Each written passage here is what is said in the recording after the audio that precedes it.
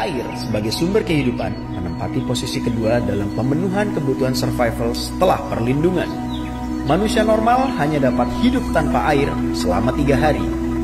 Namun, dengan adanya air, maka manusia bisa bertahan selama 3 minggu tanpa makanan.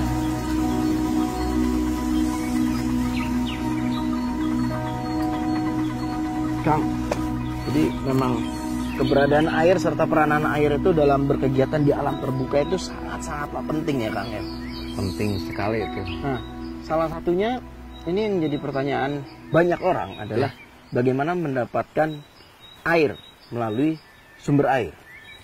Jadi ada 2 ya secara umum, sumber air langsung dan sumber dari tumbuhan, bisa dari tanah. Dimanfaatkan teknik-teknik tertentu yang nanti akan kita coba langsung.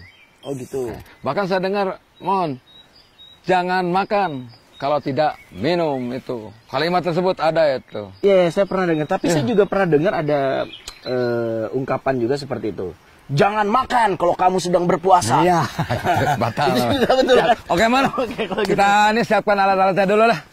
Kita berangkat. Oke. Jadi kita akan mencari sumber air di mana sumber air itu sumber air langsung dan juga dari sumber air tumbuhan. Oke.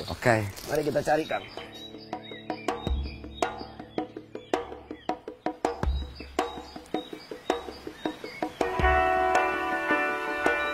Oh, itu, Mon.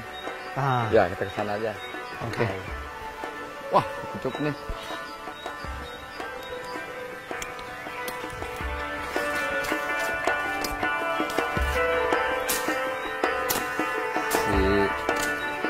Bersakar ini.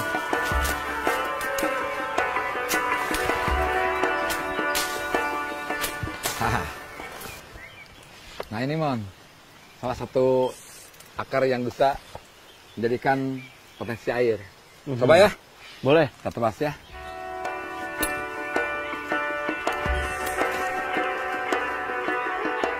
Nah, ini. Pegang Mon. Takutnya ada sedikit rasa hianat gitu. Gimana rasanya? Benar-benar. Nah, nanti lain kali akarnya beda-beda, Mon. Kalau keluar getah, hindari aja. Nah, kalau Tebas dulu, ya jangan langsung digini. Bersihkan dulu. Ini karena saya sudah kenal aja. Oke. Ada beberapa yang memang kurang enak rasanya. Nah, yang benar yang kayak gini, Mon. Ini yang akan menghasilkan air banyak. Jadi ini ditampung, kita tampung. Oh, justru bawahnya ya? Ya, jadi dia terus mengirim air. Coba ya, namanya juga usaha. Dan ini biasanya berapa kandungannya, berapa liter atau berapa mililiter? Sehari itu bisa 7 liter, 7,5 liter lah. Satu akar gantung? Satu akar gantung. Masih ada koma lagi, Mon. Oh gitu? Nggak sempat ngitung lagi. Kita coba ya. Nanti kita, ini kalau kita bermaksud untuk camp statis. Jadi kita nanti lewat lagi sini cari hasilnya. Oh dibiarin ya? Biarkan. Ditampung dulu ya? Karena dia nanti biasanya menjelang sore ke malam dia akan kita tempatkan di daerah yang lebih rendah. Ini. Kemudian tali ini juga, akar ini sangat kuat, Mon. Bisa dijadikan untuk kayak Bipa kemarin, akar ini nih. Oke. Biar tidak melorot, kita biasa. Kita tuh teman-temannya overhand atau simpul mati lah. Overhand aja lah. Kita simpul mati agar karena hewan juga butuh air. Ya. Kang, ini kan dia nampung air. Sebenarnya ketika penyerapan air itu ada waktunya nggak? Ada, biasanya kalau yang para pemburu dan tukang kayu hafal sekali. Jam 4 sore dia baru akan keluar menjelang malam. Oh justru airnya akan makin keluar? Makin keluar. Ketika nggak ada matahari berarti? Ya kemungkinan ya. Karena penguapannya rendah kan dari di daun-daun itu. Karena 30% sampai 40% uap air itu dari daun. Oh, Jadi pas redup sore dia ngirimkan lagi. Ngirim air ya? Ya makanya kita potong jalurnya ke plastik sini dari bawah ke atas. Iya, bukan ke daun. Lalu kita apa lagi nih? Banyak sekali sebenarnya potensi. Tapi saya berpikir coba kalau kau coba tampung. Tampung. Karena tadi setiap makhluk hidup membutuhkan air. Pasti dia menghisap air dari tanah. Ini kita biarin aja ini ya. Kita besoklah kita lihat hasilnya. Kita kan mesti dipak di sana kan? Oke. Siap. Oke. Yuk kita cari lagi. Ya. Sana ya.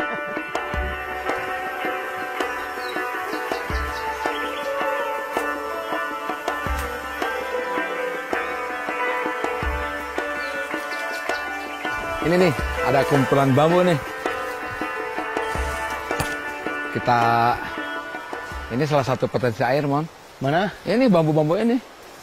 Ini pasti salah satunya atau lebih dari satu menyimpan air nih.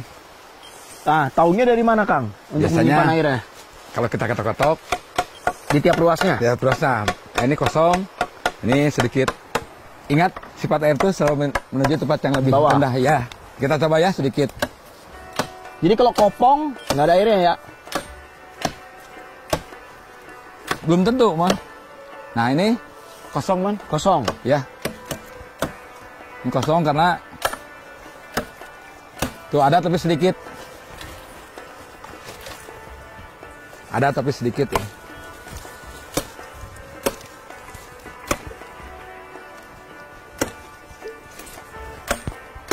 Kosong ya? Sedikit. Cari tempat lain, Kang? Oke, kita lanjut. Berarti di dalam bambu pun dia juga berfungsi sebagai sumber air ya? Betul. Ini sangat mencurigakan. Kita coba ya yang ini. Ya, yang ini. Kita coba yang ini dulu berdiri.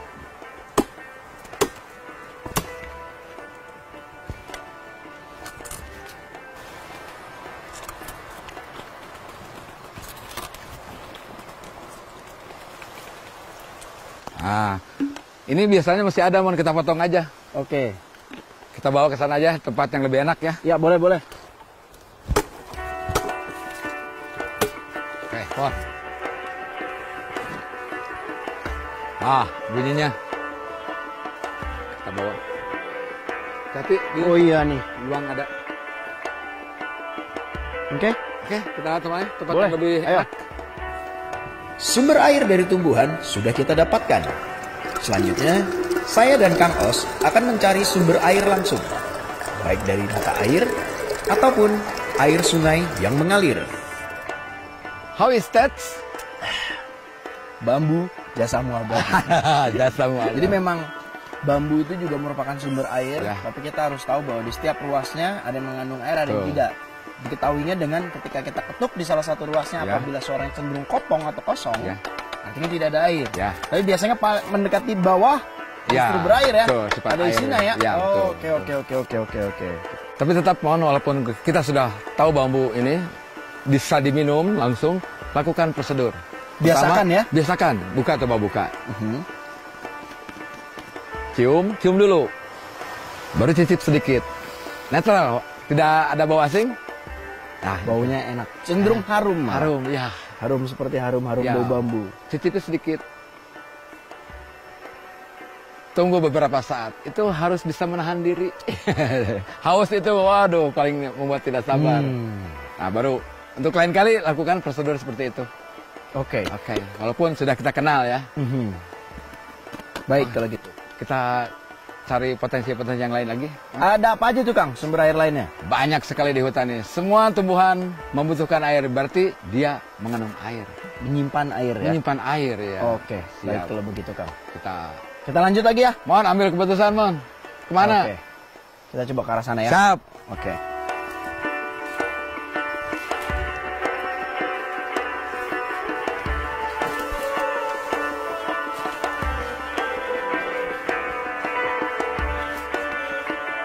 Lalu Kang Os, Ya, bagaimana dengan sumber air langsung? Idealnya kita mendapatkannya dari mana? kita bisa dapatkan di sungai. Ah, coba ya kita analisa dulu nih perjalanan kita. Kadang-kadang mengurangi kepekaan. Oke.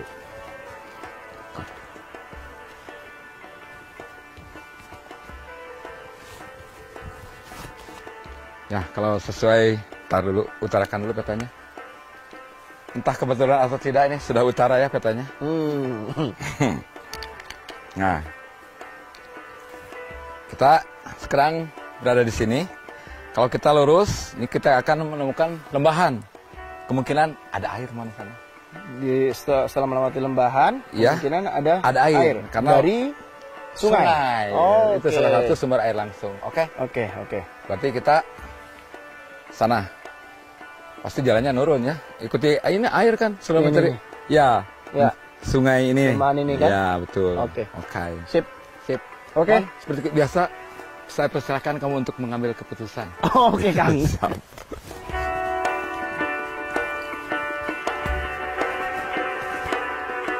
Kayaknya kita analisa dulu peta. Biasa utarakan dulu. Oke. Nah, benar nih kayaknya sungai ini. Sungai yang kita analisa di peta tadi.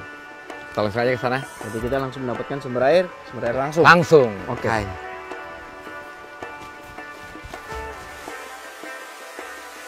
Nah, ini Mon, sungai yang kata tadi. Ya, dilihat di peta. Oke. Oke, kita langsung aja ambil.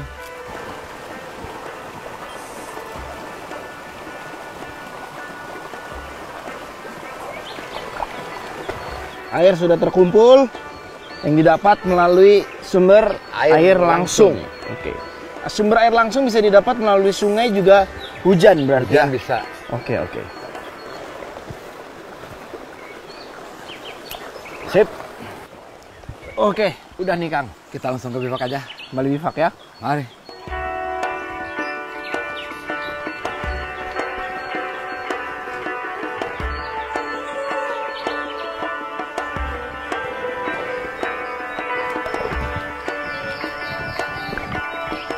Nah, Kang Os. Semisal kondisinya seperti ini. Kita hendak mencari sumber air langsung. Tuh. Yang kita temukan adalah kondisi air tergenang seperti ini. Yang kita ketahui bahwa lebih baik mencari sumber air langsung itu melalui sungai dari air yang bergerak. Tuh, yang bergerak. Kalau air hanya tergenang saja diam, khawatirkan banyak ancaman seperti kuman, bakteri, bahkan hewan-hewan kecil seperti lintah air. Tuh. Nah, itu gimana? Terpaksa survival harus seperti ini. Ya, itu bisa kita tangani. Ada beberapa teknik. Nanti kita lakukan saja langsung di bivak. Oh gitu? Ya, betul. Sekarang diambil saja dulu. Ambil saja dulu. Oke, Kak. Kirwi nih, cangkir awi. Oke. Kirwi kongrana, cangkir awi bekong ngarana.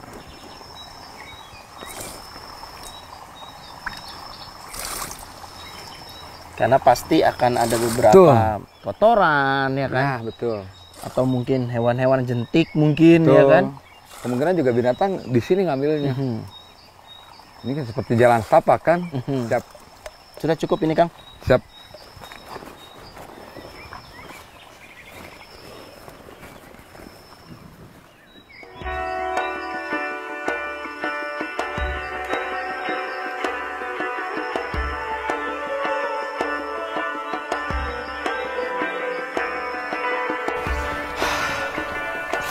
Sampai.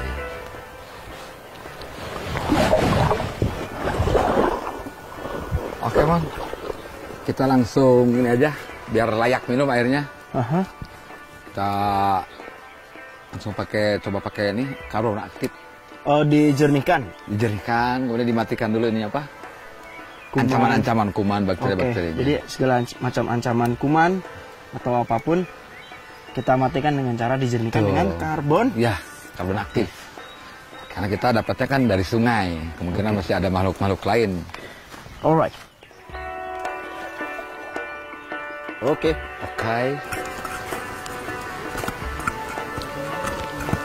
Jadi jumlah butir karbon aktifnya secukupnya sesuai dengan ya. Berapa banyak air yang kita bawa ya? Sebenarnya ada aturan-aturannya sih, tapi kita di sini kita sesuaikan saja. Oke, kita siap. Kemudian kita campurkan. Oke, setelah kita tuangkan semua, kita tunggu sampai kotorannya mengendap ke bawah. Kemudian kita pindahkan ke tempat menyaringnya. Nah, coba kita langsung aja saring.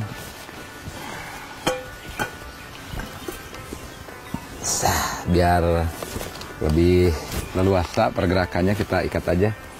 Jadi alat untuk menyaring air dapat juga kita gunakan dengan segala barang-barang bawaan yang kita bawa. Ya. Entah itu bandana, bisa juga pakaian, atau topi juga bisa ya. Masker ya. Bahkan yang paling bagus tuh penyaring kopi. Oh, itu kalau niat ya. Iya, niat. Apalagi Anda seorang barista. Nanti kalau kita sudah tersaring kok ini kotoran besarnya, kita tunggu lagi mengendap dia. Cukuplah. Ini endapannya, Mon. Endapan yang diturunkan tadi. Kotoran-kotoran yang kita dapat dari mengambil air dari sumber air langsung ya. Iya. Oke.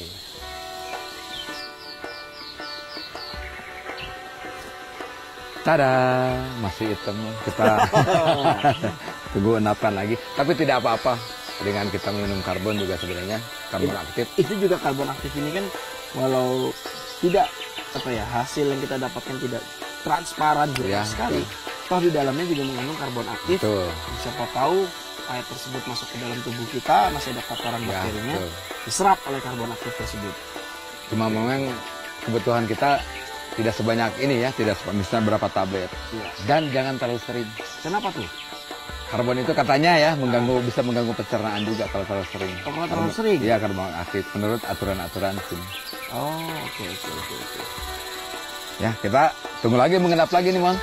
Kalau belum yakin lagi, saring lagi. Tidak yakin, saring lagi terus. Walau membutuhkan waktu yang lama dalam proses penyaringan ini, yang terpenting adalah kita di saat berada di gunung hutan, kita mampu mendapatkan air yang kualitasnya bersih. Betul. Kalau capek dan harus menunggu, tapi paling tidak kita mendapatkan sesuatu yang lebih bersih dan tidak mengganggu kesehatan kita ya, Kang. Oke.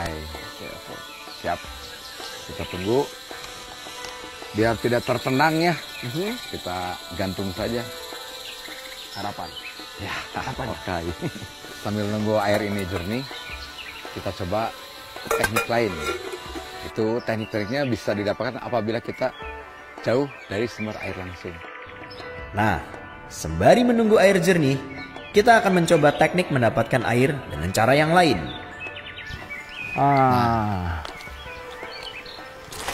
Ini belum turun semuanya, masih menguap. Oke.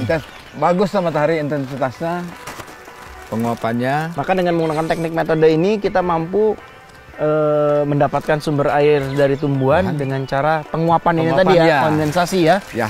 Ini hasilnya ada di ujung sini bisa. Cuma memang hasilnya itu lebih sedikit daripada kita metode tadi seperti gravitasi. Ini kan apabila kita mendapatkan posisi kondisi lingkungannya mendapat paparan langsung intensitas matahari dan tidak mendapatkan tumbuhan yang mampu bisa dijadikan teknik gravitasi. Ya. Oke. Bisa jadi alternatif ini. Oke. Ini lihat di hasilnya di ujung. Ya, dia menguap ya. Ya, penguapan daun karena diungkep berarti. Diungkep betul.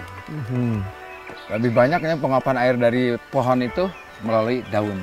Artinya kesimpulannya adalah salah satunya jika kita tersesat atau kita melakukan aktivitas di alam terbuka, kita tidak akan mengalami yang namanya dehidrasi. Betul.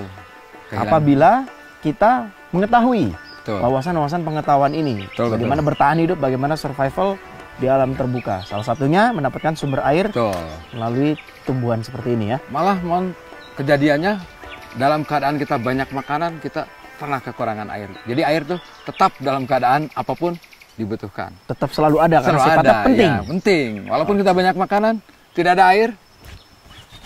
Selama kita tahu pengetahuannya, kita memahami pengetahuan dan wawasannya, kita tidak akan mungkin kekurangan air. Ya, persiapannya juga ringan.